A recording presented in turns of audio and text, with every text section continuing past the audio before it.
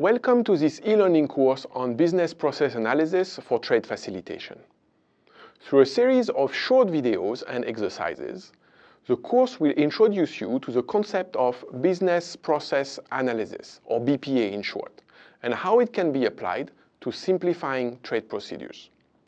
The content of the course is very much based on the UNNExT Business Process Analysis Guide to Simplify Trade Procedures, a very practical guide developed by trade facilitation practitioners for practitioners that has been applied throughout Asia and beyond to better understand existing trade procedures and to simplify them. In this first module, I will introduce you to the basic concept of BPA and its relevance to trade facilitation. By the end of the modules, you should have understanding of what is BPA and why it is important to conduct BPA to simplify trade procedures. Let us start then by discussing what we mean by business process.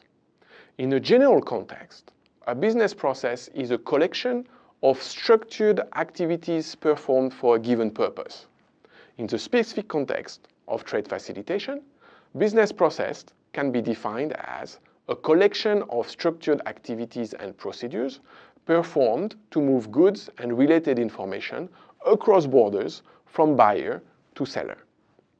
So business processes related to trade facilitation can be very broad or can be very specific in scope. For example, export of rice from Thailand, including document preparation, freight and customs clearance procedures at the Lam Shabang seaport, is an example of a broad process. Application and obtaining of a phytosanitary certificate for exporting fruits from Kyrgyzstan, or import customs clearance process at the specific border checkpoints of Puncholing in Bhutan, are examples of much more specific business processes, covering only one or a very limited number of documents or procedures involved in the overall trade transactions. So in turn, business process analysis, or BPA, refers to the analysis of this collection of structured activities and procedures in order to do three things.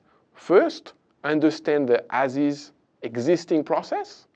Two, to identify bottlenecks and inefficiencies. And three, ultimately to develop a to-be or improved process. A BPA typically involves the collection and analysis of the following information about the business process: procedures and documents required, who is involved, the relationship and sequencing of activities and procedures, the rules and regulations governing the procedures, and also the time and the cost involved in completing the different activities and procedures related to the business process. So a BPA is also normally conducted using a specific business process modeling methodology and language, so that important attributes of the business process can be systematically recorded and described as a basis to develop a new and improved process. In this course, the modeling language used is called the Unified Modeling Language, or UML. UML provides a set of internationally agreed graphical notation that can be used to describe the business process, and it will be introduced in more details in the next module, Module 2. Before we move to this module, however, let me highlight why BPA is important for trade facilitation. As you can see in this simplified model of the international supply chain, called the buy, ship, pay model, there are many activities and procedures involved in an international trade transactions. Procedures involved include commercial procedures, transport procedures, regulatory procedures, and even payment procedures. So a key lesson from our work on trade facilitation in many countries of the region is that very few people, if any, have a full and complete understanding of the existing as-is trade process, as each stakeholder is directly involved in only part, a small part typically, of the process. In such a context, finding out where bottlenecks really are and which procedures need to be simplified and prioritized will be very difficult without first conducting a BPA analysis. Let us take the example of a BPA of the export process of rice from Thailand, conducting a few years ago now. The analysis covered all procedures and documentation required from receipt of a purchase order to the cargo container of rice leaving the Labshabang seaport.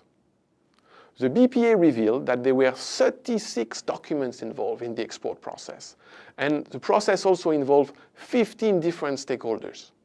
The documents contained more than 1,140 different data elements and were mostly paper documents, with only 4 of the documents in electronic form. Of the 36 documents, about 14 different documents were associated with regulatory procedures, 17 documents related to transport operations, and 6 documents related to commercial and financial procedures. The 15 stakeholders included customs, as well as many other government agencies, but also private service providers such as shippers, freight forwarders, and banks and insurance. Overall, as you can see in this time procedure chart, which provides a snapshot of the data collected during the business process analysis, the BPA showed that about 16 days were required to fulfill all the procedures and documentation handling for rice exports at the time. 15 distinct procedures could be identified as part of the trade, transport, and regulatory process chain for rice export. Thanks to the detailed and very systematic information collected through the BPA on each of the as-is existing procedures, the main bottlenecks could be identified and a to-be process could be proposed. Ultimately, BPA was the necessary first step towards improving the overall export process. Indeed, BPA provides the information needed to eliminate redundant or unnecessary activities and documents, rearrange activities to make the overall trade process more efficient, okay, and also to move from paper-based processes towards paperless trade. BPA also provides the information to prioritize trade facilitation reforms based on quantitative time and cost data. Finally, looking at the many BPAs of import and export processes that have been conducted over the past several years in Asia on the basis of the UNNExT guide, beyond the wealth of information that a BPA can provide to prioritize trade facilitation reform and simplify trade procedures, the process involved in conducting BPA can in itself be very beneficial in terms of trade facilitation. Indeed, one of the key issues in trade facilitation is a lack of cooperation and coordination between all the stakeholders involved. So data collection, as well as the validation of the data collected, two very important steps in the conduct of the BPA, can provide a unique opportunity to bring all the trade control agencies and the private sector together, helping them to see how their respective activities relate to each other and ultimately leading to closer cooperation among themselves. Well, this takes us to the end of Module 1, and I hope it motivates you to learn more about BPA for trade facilitation. In the next module, Module 2, you will be introduced to the unified modeling language used in mapping the business process. Module 3 will then discuss how to set the scope of a BPA analysis, whether it focuses on a specific procedure or the complete import or export process. Module 4 will focus on the planning of the BPA project and the different steps involved, while Module 5 will discuss data collection and process documentation. Finally, Module 6 will discuss how to analyze all the data collected and to develop recommendations. The last module, Module 7, will introduce you to the concept of trade and transport facilitation monitoring mechanism and how such mechanism may be developed through regular conduct of BPA of trade procedures. Thank you for your attention.